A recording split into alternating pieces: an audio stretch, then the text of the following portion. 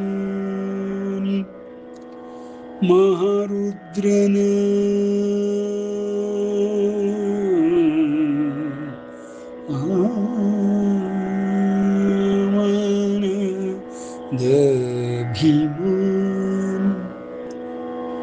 ಮಹಾರುದ್ರನ ಭಜಿಸಲು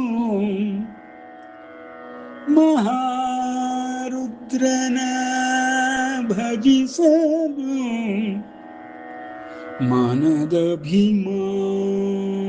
ಮನದಭಿಮಾನಿ ಮಹಾರುದ್ರನ ಭಜಿಸಲು ಅನವರತ ಶ್ರೀಹರಿಯ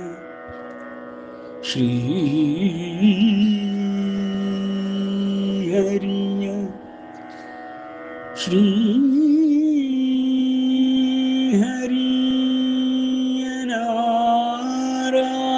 ಶ್ರೀಹರಿಯನಾರಾಧಿಸಲು ಅನವರತ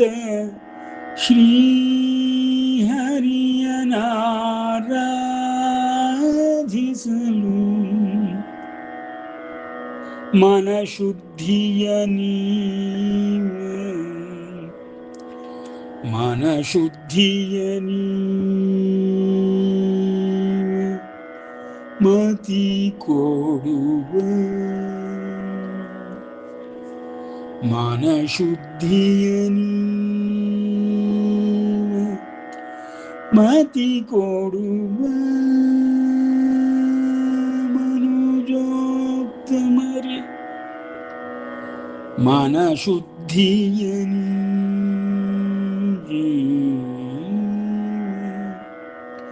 ಮತಿ ಕೊಡುವ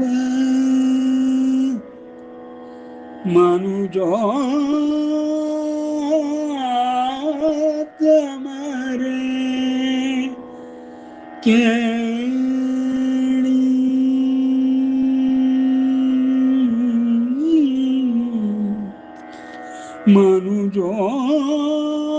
ಮನುಜೋತ್ತಮರೇ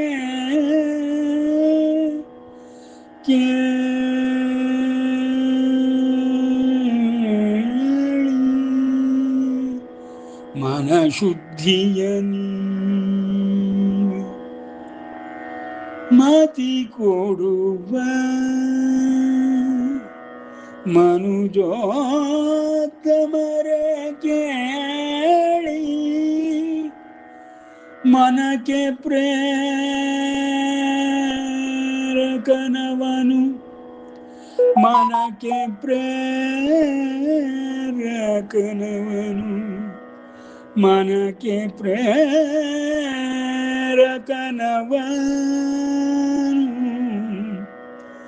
ಮನಕ್ಕೆ ಪ್ರೇರಕನವನು ವನಜಾಕ್ಷ ಶ್ರೀ ಪುರಂದರ ವಿಠಲನು ವಿಠಲ ವಿಠಲ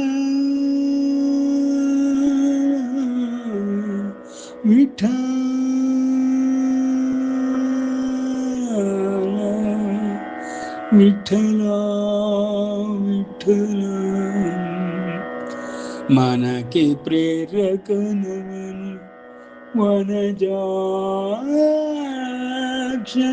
ಶ್ರೀ ಪುರಂದರ ವಿಠಲನು ವನಜಾಕ್ಷ ಶ್ರೀ ಪುರಂದರ ವಿಠಲನು ಮನಕ್ಕೆ ಪ್ರೇರಕನು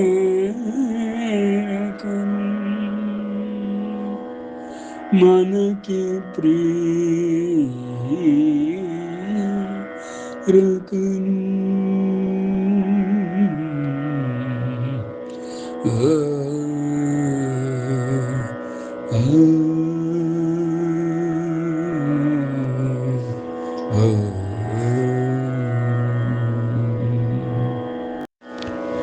ಮನಸ್ಸು ಕಾರಣವಲ್ಲದೆ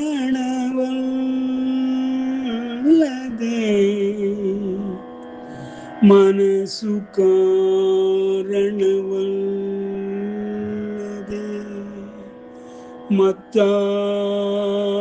ಮತ್ತಾವುದು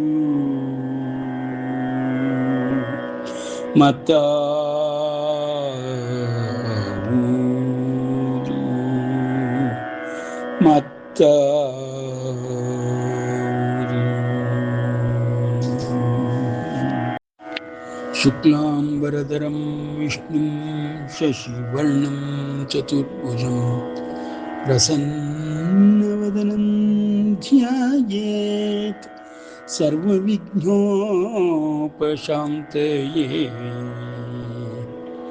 ಅಗಜಾನನ ಪದ್ಮಾರ್ಕಂ ಗಜಾನನ ಮಹರ್ನಿಶಂ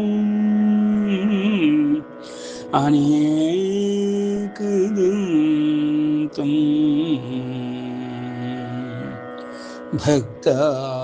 ಭಕ್ತಾನಾಂ ಏಕದಂತಂ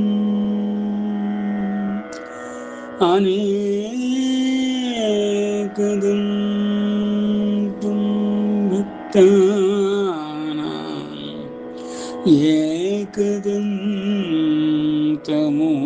ಏಕದಂತಮುಪಾಸ್ಮಹೇ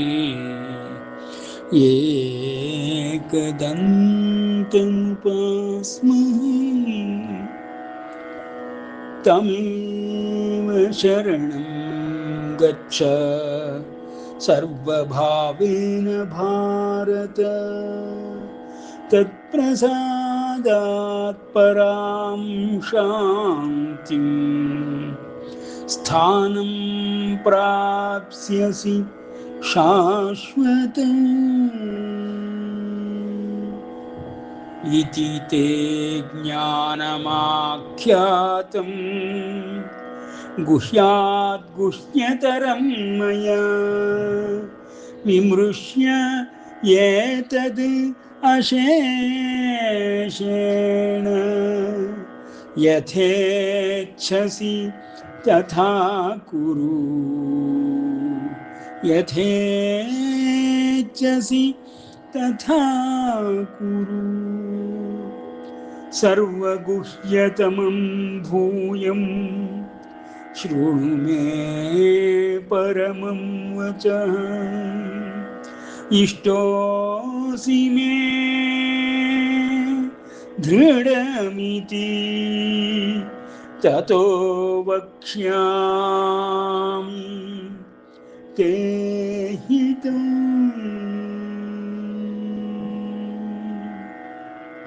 ನ ಚ ತಸ್ಮಾನ್ ಮನುಷ್ಯೇಷು ಕಶ್ಚಿನ್ಮೇ ಪ್ರಿಯಕೃತ್ತಮಃ ಭವಿತಾ ನ ಚ ಮೇ ತಸ್ಮಾತ್ ಅನ್ಯಃ ಪ್ರಿಯತರೋ ಭುವಿ ತಸ್ಮಾತ್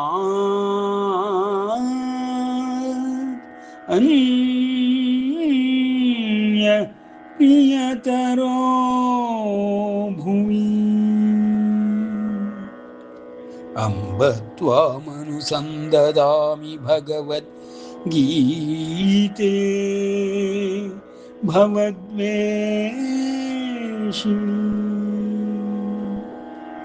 ಇದುವರೆಗೆ ನಾವು ಭಗವದ್ಗೀತಾ ಜ್ಞಾನಾಭ್ಯಾಸದ 13ನೇ ಅಧ್ಯಾಯವಾದ ಕ್ಷೇತ್ರಜ್ಞ ಯೋಗವನ್ನು 16 ಶ್ಲೋಕಗಳನ್ನು ನೋಡುತ್ತಾ ಅತಿ ಉತ್ತಮವಾಗಿರುವಂತಹ ಸಕಲ ಜೀವರಾಶಿಗಳಿಗೂ ಮಾರ್ಗದರ್ಶನವಾಗಿ ಮತ್ತು ಕಾರ್ಯಸೂಚಿಯಾಗಿ ತಿಳಿಸುತ್ತಿರುವಂತಹ ಪರಮಹಂಸರ ಗುಣಗಳನ್ನು ಮತ್ತು ಪ್ರತಿಯೊಬ್ಬ ಮನುಷ್ಯನು ಪಡೆಯಲೇಬೇಕಾಗಿರುವಂತಹ ಈ ಗುಣಗಳ ಆಧಿಕ್ಯದ ಅವಸ್ಥೆಯನ್ನು ಪರಮಾತ್ಮನು ವರ್ಣಿಸುತ್ತಾ ಅಮಾನಿತ್ವಂ ಅದಂಬಿತ್ವಂ ಅಹಿಂಸಾ ಶಾಂತಿರಾರ್ಜವಂ ಆಚಾರ್ಯೋಪಾಸನಂ ಶೌಚಂ ಸ್ಥೈರ್ಯಂ ಆತ್ಮವಿನಿಗ್ರಹ ಎಂಬ ಲಕ್ಷಣಗಳನ್ನು ವರ್ಣಿಸುತ್ತಿದ್ದಾನೆ. ಅಮಾನಿತ್ವಂ ಅದಂಬಿತ್ವಂ ಎರಡನ್ನೂ ಸೂಕ್ಷ್ಮ ಶರೀರದಲ್ಲಿರುವಂತಹ ಸೂಕ್ಷ್ಮವಾದ ವಸ್ತು ವಿಷಯಗಳನ್ನು ವರ್ಣಿಸಿದ ಪರಮಾತ್ಮನು ಮನಸ್ಸಿಗೆ ಸಂಬಂಧಪಟ್ಟಂಥದ್ದು ಮತ್ತು ದೇಹದಲ್ಲಿ ಸದಾಕಾಲವು ಆಹಾರದಿಂದ ಉತ್ಪತ್ತಿಯಾಗಿ ಕಣಕಣದಲ್ಲೂ ತುಂಬಿರುವಂತಹ ಮದದ ವಿಷಯದಲ್ಲಿಯೂ ಅದಂಭಿತ್ವಂ ಅಮಾನಿತ್ವಂ ಎಂಬ ವರ್ಣನೆಗಳನ್ನು ಕೊಟ್ಟು ಅಹಿಂಸಾ ಎಂಬ ಕಾಯವಾಚ ಮನಸ ಅನುಸರಿಸಬೇಕಾದ ತಪಸ್ಸಿನಂತೆ ಮಾಡಬೇಕಾಗಿರುವ ಅಹಿಂಸೆಯ ಲಕ್ಷಣಗಳನ್ನು ತಿಳಿಸಿ ಕ್ಷಾಂತಿ ಮತ್ತೊಂದು ಕ್ಷಮಾಗುಣವನ್ನು ವರ್ಣಿಸುತ್ತಿದ್ದ. ಇತರರು ನಮಗೆ ಎಷ್ಟೇ ಪೀಡಿಸುತ್ತಿದ್ದರೂ ಅವರಿಗೆ ತಿರುಗಿ ಪ್ರತೀಕಾರವನ್ನು ಮಾಡುವ ಬುದ್ಧಿ ಇಲ್ಲದಿರುವುದು. ಪ್ರತೀಕಾರವನ್ನು ಮಾಡುವ ಬುದ್ಧಿ ಸಾಮಾನ್ಯವಾಗಿ ಎಲ್ಲರಿಗೂ ಇದ್ದೇ ಇರುತ್ತದೆ. ಇನ್ಸ್ಟಿಂಕ್ಟಿವ್ ಎಂಬುದಾಗಿ ಹೇಳುತ್ತಾರೆ. ಅದು ಒಳಗಿನಿಂದನೇ ಆ ರೀತಿ ಜನ್ಮದಿಂದಲೂ ದೇಹದೊಳಗೆ ಸೇರಿಕೊಂಡು ಬಿಟ್ಟಿರುತ್ತದೆ. ಅದಕ್ಕೆ ಕೃಷ್ಣನು ಹಿಂದಿನ ಅಧ್ಯಾಯಗಳಲ್ಲಿ ತಿಳಿಸುವಾಗ ರಾಗದ್ವೇಷ ವ್ಯವಸ್ಥಿತವು ಎಂಬುದಾಗಿ ಹೇಳುತ್ತಾನೆ. ಅಪ್ಪ, ಪ್ರತಿ ದೇಹಕ್ಕೂ ರಾಗದ್ವೇಷಗಳು ಹಿಂದಿನ ದೇಹಗಳಿಂದಲೂ ಬಂದಿರುವಂಥದ್ದ ಆಗಿರುತ್ತದೆ. ಆದುದರಿಂದ ಜನ್ಮದಿಂದಲೇ, ಉದಾಹರಣೆಗೆ ಬೆಕ್ಕಿಗೆ ಇಲಿಯನ್ನು ಕಂಡರಾಗುವುದಿಲ್ಲ, ಮುಂಗುಸಿಗೆ ಹಾವನ್ನು ಕಂಡರಾಗುವುದಿಲ್ಲ, ಗರುಡಕ್ಕೆ ಹಾವನ್ನು ಕಂಡರಾಗುವುದಿಲ್ಲ. ಈ ರೀತಿಯ ದೈಹಿಕವಾದಂತಹ ರಾಗದ್ವೇಷಗಳು ಹಿಂದಿನಿಂದಲೇ ಮುಂದುವರಿಯುತ್ತಾ ಪ್ರತಿ ಜನ್ಮದಲ್ಲಿಯೂ ಜನ್ಮಾಂತರದಲ್ಲಿಯೂ ಕಾಣಸಿಗುತ್ತದೆ. ಅದನ್ನು ಜನ್ಮಾಂತರಗಳಲ್ಲಿ ಒಯ್ಯುವಂತಹ ಪ್ರತಿಯೊಂದು ದೇಹಕ್ಕೂ ಈ ಸೂಕ್ಷ್ಮ ಶರೀರವು ಕಾರಣವಾಗಿರುತ್ತದೆ. ಈ ಸೂಕ್ಷ್ಮ ಶರೀರವು ಯಾವ ತರಹದ ದೇಹಕ್ಕಾದರೂ ಅಳವಡಿಸಲ್ಪಡುವಂತಹ ವಾಯು ರೂಪದಲ್ಲಿಯೋ, ಜಲರೂಪದಲ್ಲಿಯೋ, ಭೂಮಿ ರೂಪದಲ್ಲಿಯೋ, ಆಕಾಶ ತತ್ವದಲ್ಲಿಯೋ ಅಡಗಿರುತ್ತದೆ. ಈ ಪಂಚಭೂತಾತ್ಮಕವಾಗಿರುವಂತಹ ದೇಹದಲ್ಲಿ ಯಾವುದಾದರೂ ಪಂಚಭೂತಗಳಲ್ಲಿ ಅಧಿಕ್ಯದಿಂದ ಈ ಸೂಕ್ಷ್ಮ ಶರೀರವು ಮಾಡಲ್ಪಟ್ಟಿರುತ್ತದೆ. ಅಂತಹ ಸೂಕ್ಷ್ಮ ಶರೀರವು ಪ್ರತಿ ಜನ್ಮದಲ್ಲೂ ಹಿಂದಿನ ಜನ್ಮದ ಎಲ್ಲ ವಾಸನೆಗಳನ್ನು ಹೊತ್ತುಕೊಂಡು ಮತ್ತು ಪ್ರಾರಬ್ಧ ಕರ್ಮ ಫಲಗಳನ್ನು ಹೊತ್ತುಕೊಂಡು ಮುಂದಿನ ಶರೀರಕ್ಕೆ ಸೇರಿಕೊಳ್ಳುತ್ತದೆ. ಹೀಗೆ ಸೇರುವುದರಿಂದ ಹಿಂದಿನ ಶರೀರದಿಂದಲೇ ರಾಗದ್ವೇಷಗಳು ಮುಂದಿನ ಶರೀರಕ್ಕೂ ಬಂದು ಸೇರಿಕೊಳ್ಳುತ್ತದೆ ಎಂಬುದಾಗಿ ಕೃಷ್ಣನು ರಾಗದ್ವೇಷ ವ್ಯವಸ್ಥಿತವು ಎಂಬುದಾಗಿ ಹಿಂದಿನ ಅಧ್ಯಾಯಗಳಲ್ಲಿ ತಿಳಿಸುತ್ತಾನೆ. ಅಂದರೆ ಪ್ರತಿಯೊಂದು ಜೀವಕ್ಕೂ ಜನ್ಮಾಂತರಗಳುಂಟೇ ಉಂಟು. ಇದು ಆತ್ಮನ ಪಯಣ. ಶರೀರಗಳು ಬದಲಾಗುತ್ತಲೇ ಇರುತ್ತದೆ. ಈ ದೇಹಾಂತರವಾಗುವಂತಹ ಈ ದಿವ್ಯ ವ್ಯವಸ್ಥೆಯನ್ನು ಪರಮಾತ್ಮನು ರಹಸ್ಯಗಳನ್ನು ಬಿಚ್ಚಿಡುತ್ತಾ ಈ ದೇಹವೆಂಬ ಕ್ಷೇತ್ರದ ಬಗ್ಗೆ ಲಕ್ಷಣಗಳನ್ನು ವರ್ಣಿಸುತ್ತಿದ್ದಾನೆ. ಈ ದೇಹವೆಂಬುದು ಸಕಲ ಆಧ್ಯಾತ್ಮ ಚಿಂತಕರಿಗೂ ತಿಳಿದಿರುವ ವಿಷಯ. ಪ್ರಾರಬ್ಧ ಕರ್ಮಫಲ. ಪ್ರತಿಯೊಬ್ಬನೂ ಜನ್ಮವನ್ನು ತಾಳಿದೊಡನೆಯೇ ತಾನು ಇಲ್ಲಿಯೇ ಹುಟ್ಟಬೇಕಾಗಿತ್ತು, ಇಂತಹ ತಂದೆ ತಾಯಿಗಳನ್ನೇ ಹೊಂದಿರಬೇಕಾಗಿತ್ತು, ಅಂತಹ ದೇಹವನ್ನೇ ಪಡೆದುಕೊಳ್ಳಬೇಕಾಗಿತ್ತು ಎಂಬುದಕ್ಕೆ ಋಣವು ಮೂಲ ಕಾರಣವಾದರೆ, ಆಯಾಯ ತಂದೆ ತಾಯಿಗಳ ಋಣಗಳನ್ನಾಗಲಿ, ಋಷಿಗಳ ಜ್ಞಾನ ಋಣವನ್ನಾಗಲಿ, ದೇವತೆಗಳ ಕೃಪೆಯ ಋಣವನ್ನಾಗಲಿ ಹಿಂತಿರುಗಿಸಲೋಸುವಾಗಿಯೇ ಪ್ರತಿಯೊಬ್ಬನೂ ದೇಹವನ್ನು ಪಡೆಯುತ್ತಾ ಹುಟ್ಟನ್ನು ಕಾಣುತ್ತಾನೆ. ಇಂತಹ ಹುಟ್ಟಿನಿಂದ ರಾಗದ್ವೇಷ ವ್ಯವಸ್ಥಿತವು, ಆಯಾಯ ದೇಹದಲ್ಲಿರುವಂತಹ ಗುಣಗಳು ಆ ಸೂಕ್ಷ್ಮ ಶರೀರಿಗೆ ಅಂಟಿಕೊಂಡು ಬಿಡುತ್ತದೆ ಮತ್ತು ಸೂಕ್ಷ್ಮ ಶರೀರದಿಂದ ಹಿಂದಿನ ಜನ್ಮಗಳಿಂದ ತೆಗೆದುಕೊಂಡು ಬಂದಿರುವಂತಹ ಪ್ರಾರಬ್ಧ ಕರ್ಮದ ಫಲಗಳು ಆ ಶರೀರಕ್ಕೆ, ಭೌತಿಕ ಶರೀರಕ್ಕೆ ಅಂಟಿಕೊಂಡು ಬಿಡುತ್ತದೆ. ಹೀಗೆ ಅನ್ಯೋನ್ಯ ಸ್ವಭಾವದಿಂದ ಶರೀರಗಳು ವರ್ತಿಸುತ್ತವೆ.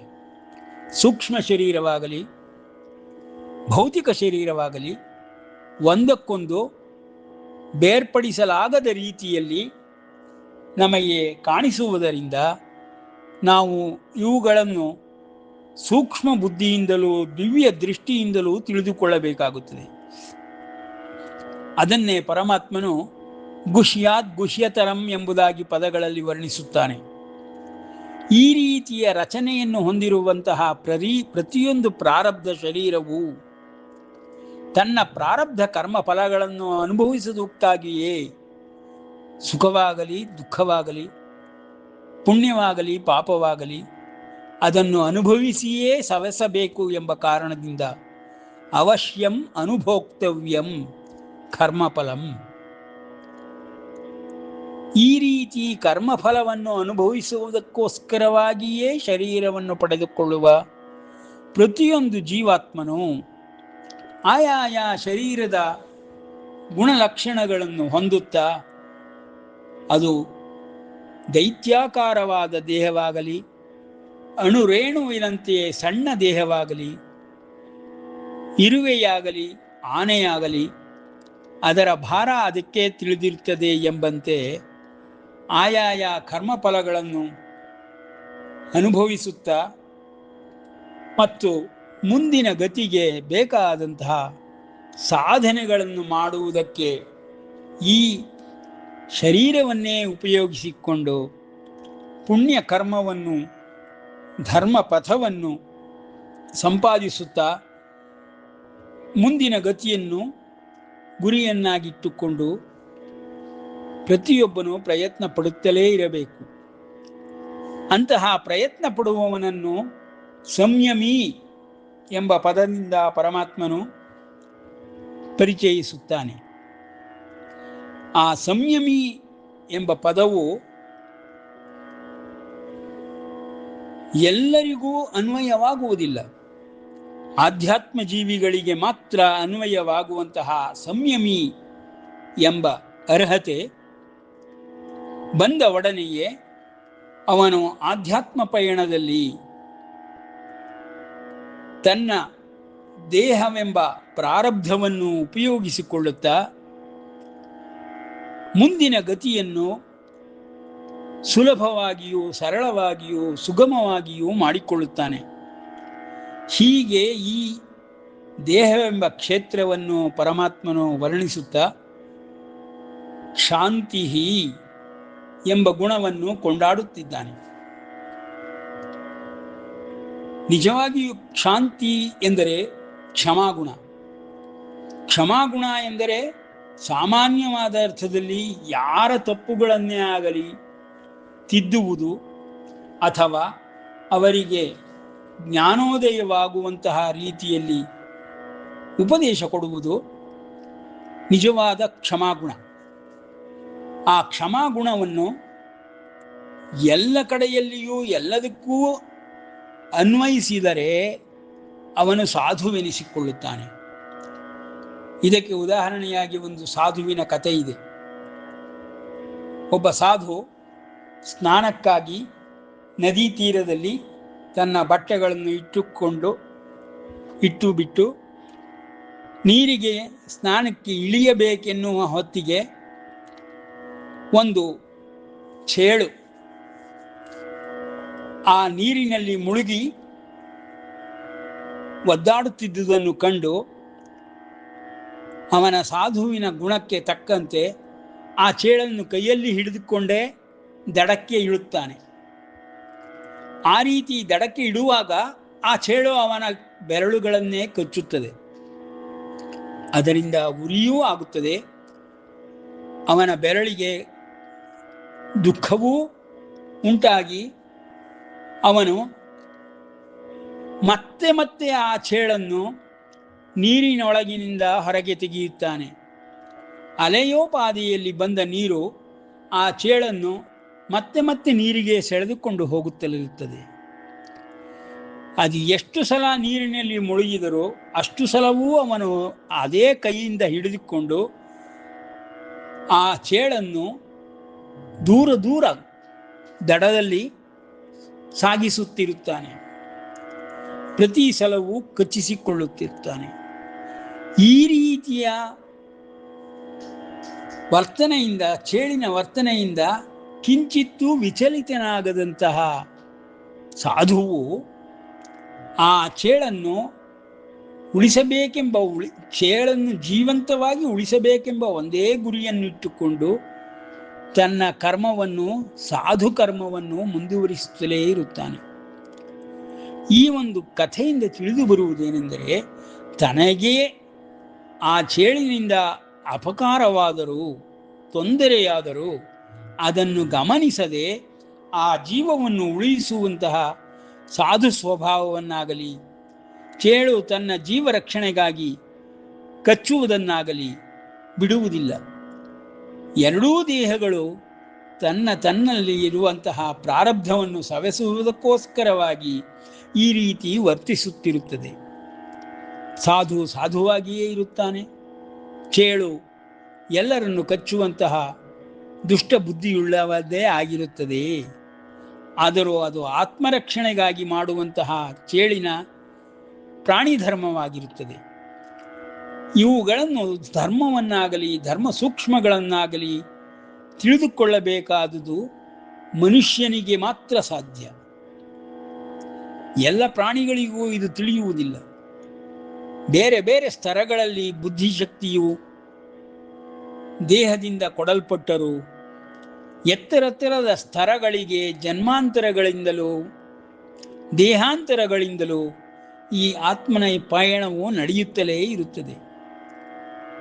ಈ ರೀತಿ ಆತ್ಮನ ಪಯಣದಲ್ಲಿ ದೇಹವೆಂಬ ಕ್ಷೇತ್ರವು ತನ್ನ ಕಾರ್ಯವನ್ನು ತಾನು ಮಾಡುತ್ತಲಿರುತ್ತದೆ ಎಂಬುದನ್ನು ತಿಳಿಸುತ್ತಾ ಪರಮಾತ್ಮನು ವಿಕಾರಗಳನ್ನುಳ್ಳದ್ದು ಈ ಕ್ಷೇತ್ರ, ದೇಹ ಎಂಬುದು ಹಿಂದಿನ ಶ್ಲೋಕಗಳಲ್ಲಿ ವರ್ಣಿಸುತ್ತಾನೆ. ಹೀಗೆ ಶಾಂತಿ ಎಂಬ ಕ್ಷಮಾಗುಣವನ್ನು ವರ್ಣಿಸುವ ಪರಮಾತ್ಮನು ಆರ್ಜವ ಮುಂದಿನ ಗುಣಲಕ್ಷಣವನ್ನು ಕಾಯ ವಾಚ ಮನಸ ತ್ರಿಕರಣ ಶುದ್ಧಿಯಾಗಿ ಮಾಡುವಂತಹ ಸಕಲ ಕರ್ಮಗಳನ್ನು ಆರ್ಜವ ಎಂಬುದಾಗಿ ಹೇಳುತ್ತಾನೆ. ಯಾವ ಕಾರ್ಯವನ್ನು ಮಾಡಿದರೂ ಮೋಸದ ಬುದ್ಧಿಯಿಂದ ಮಾಡಬಾರದು. ಇನ್ನೊಂದು ಜೀವಕ್ಕೆ ಮೋಸವನ್ನು ಮಾಡುವುದರಿಂದ ಅದು ಆರ್ಜವ ಎನಿಸುವುದಿಲ್ಲ. ಮೋಸವಿಲ್ಲದೆ ತಾನು ಉಪಕಾರ ಮಾಡಿದರೆ ಯಾವುದೇ ಕರ್ಮವಾದರೂ ಅದು ಆರ್ಜವವಾಗಿ ಪರಿಣಮಿಸುತ್ತದೆ. ಈ ರೀತಿಯ ಆರ್ಜವ ಎಂಬ ಗುಣವನ್ನು ತನ್ನ ಕರ್ಮಗಳಲ್ಲಿ ಅಳವಡಿಸಿಕೊಂಡು ಯಾವನು ಮುನ್ನಡೆಯುತ್ತಾನೆಯೋ ಅಂತಹವನಿಗೆ ದೈಹಿಕವಾಗಿರುವಂತಹ ಈ ಕರ್ಮ ಬಂಧನಗಳಾಗಲಿ, ಕರ್ಮ ಫಲಗಳಾಗಲಿ ಯಾವ ರೀತಿಯ ತೊಂದರೆಯನ್ನು ಮಾಡಲಾಗದು. ಹೀಗೆ ದೈಹಿಕವಾಗಿರುವಂತಹ ಸಕಲ ಲಕ್ಷಣಗಳನ್ನು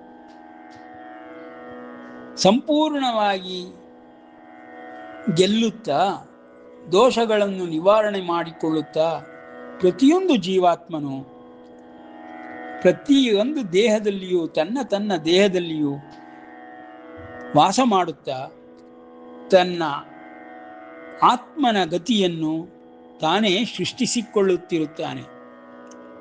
ಇದನ್ನೇ ಉದ್ಧರೇದಾತ್ಮನಾತ್ಮಾನಂ ಆತ್ಮಾನಂ ನಾಮಸಾಧಯೇತೆಂಬುದಾಗಿ ಪರಮಾತ್ಮನು ಹಿಂದಿನ ಶ್ಲೋಕಗಳಲ್ಲಿ ವರ್ಣಿಸುತ್ತಾನೆ.